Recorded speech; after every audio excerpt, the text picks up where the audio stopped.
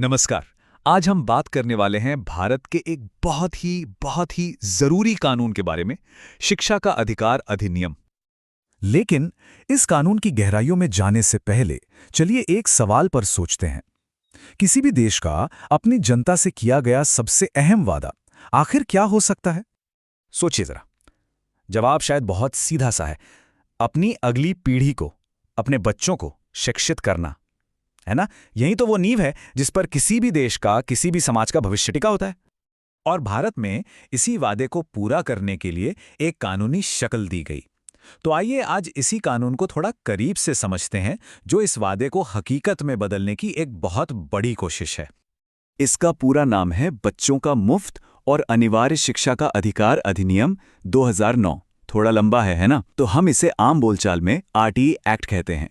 और इस एक्ट का सार बस एक लाइन में है। ये कानून शिक्षा को हर बच्चे का एक मौलिक अधिकार, एक फंडामेंटल राइट बनाता है। अब ये कोई छोटा मोटा कानून नहीं है, ये काफी डिटेल्ड है। सोचिए, इसमें पूरे 7 चैप्टर और 38 सेक्शंस हैं। और ये इसलिए है ताकि शिक्षा से जुड़ा कोई भी पहलू छूट ना जाए। स्कूलों की जिम्मेदारियों से लेकर माता पिता के कर्तव्यों तक सब कुछ इसमें शामिल है। तो सवाल ये है कि ये एक्ट आखिर करता क्या है? देखिए, ये कुछ चीजें साफ करता है। पहला, ये बताता है कि मेन अधिकार क्या है। दूसरा, ये सरकार और माता पिता दोनों की ड्यूटीज तय करता है। तीसरा, ये स्कूलों और टीचर्स के लिए नियम बनाता है। और सबसे जरूरी बात, ये इस अधिकार को बचाने का एक पूरा सिस्टम तैयार करता है।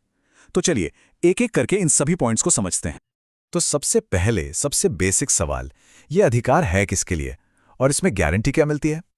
तो ये कानून है 6 से 14 साल की उम्र के हर बच्चे के लिए, मतलब हर एक बच्चा। ये वो उम्र है जब आप कह सकते हैं कि सीखने की असली नींव पड़ती है। और यहीं पर इस कानून की सबसे बड़ी बात सामने आती है। ये एक्ट कहता है कि इस उम्र के बच्चों के लिए शिक्षा कोई ऑप्शन नहीं है, कोई मेहरबानी नहीं है। ये उनका मौलिक अधिकार है, मतलब ये उन्हें मिलना ही चाहिए। It's a guarantee. अच्छा, कानून में 2 शब्द आते हैं, मुफ्त और अनिवार्य। इनका मतलब क्या है? मुफ्त का मतलब सिर्फ ट्यूशन फीस माफ होना नहीं है। इसका मतलब है कि यूनिफॉर्म, किताबें, इन जैसे दूसरे खर्चे भी नहीं देने होंगे। और अनिवार्य का मतलब? इसका मतलब है कि सरकार की ये जिम्मेदारी है कि बच्चे का सिर्फ एडमिशन ना हो, बल्कि वो रोज स्कूल आए और अपनी पढ़ाई पूरी भी करे।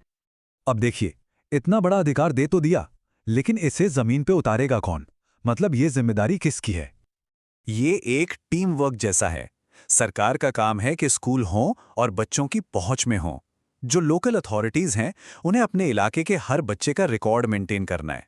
और हाँ, माता पिता की भी ये ड्यूटी है कि वो अपने बच्चे का एडमिशन स्कूल में कराएं। तो ठीक है सरकार, लोकल बॉडीज और पेरेंट्स, सबकी जिम्मेदारियां तय हो गई। पर इस पूरी चेन की सबसे अहम कड़ी कौन है? स्कूल और टीचर्स। तो उनके लिए भी यह कानून कुछ खास नियम लेकर आता है। देखिए, स्कूलों से कुछ बेसिक उम्मीदें हैं, जैसे स्कूल की बिल्डिंग ठीक ठाक हो, टीचर्स क्वालिफाइड हो और एक फिक्स्ड स्टूडेंट टीचर रेशियो हो। एडमिशन के लिए कोई इंटरव्यू या टेस्ट नहीं हो सकता। और एक बहुत ही जरूरी बात, बच्चों को किसी भी तरह की फिजिकल या मेंटल पनिशमेंट देना स्ट्रिक्टली बैन है।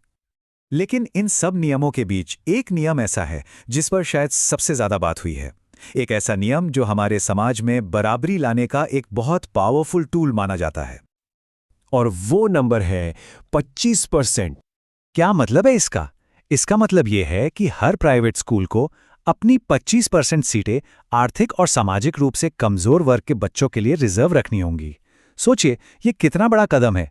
मकसद साफ है, शिक्षा में जो अमीर गरीब का फासला है उसे कम करना। तो ठीक है, बच्चा स्कूल पहुंच गया, पर क्या इतना काफी है? बिल्कुल नहीं। ये एक्ट सिर्फ एडमिशन की बात नहीं करता, ये इस पर भी पूरा ध्यान देता है कि स्कूल के अंदर बच्चे क्या और कैसे सीख रहे हैं। इस कानून की आत्मा में एक बात बसी है कि सीखने का माहौल डर, टेंशन और घबराहट से आजाद होना चाहिए। मतलब मुद्दा सिर्फ किताबें रटाने का नहीं है, बल्कि बच्चे के ओवरऑल डेवलपमेंट का है। और ये सब बातें सिर्फ कागज पर ना रह जाएं, इसके लिए भी एक सिस्टम बनाया गया है। ये कानून नेशनल और स्टेट लेवल पर ऐसी बॉडीज बनाता है जो ये देखती हैं कि कानून का ठीक से पालन हो रहा है या नहीं। तो कुल मिलाकर देखें तो इस पूरे कानून का, इन सारे नियमों का बस एक ही मकसद है, हर बच्चे को एक ऐसी शिक्षा मिले जो उसे अपनी पूरी काबिलियत तक पहुंचने में मदद करे। तो कानून अपनी जगह पर है, वादा भी कर दिया गया है, लेकिन वो सवाल जो हम सबको सोचने पर मजबूर करता है वो ये है कि क्या ये वादा वाकई में निभाया जा रहा है? इस पर सोचिएगा जरूर।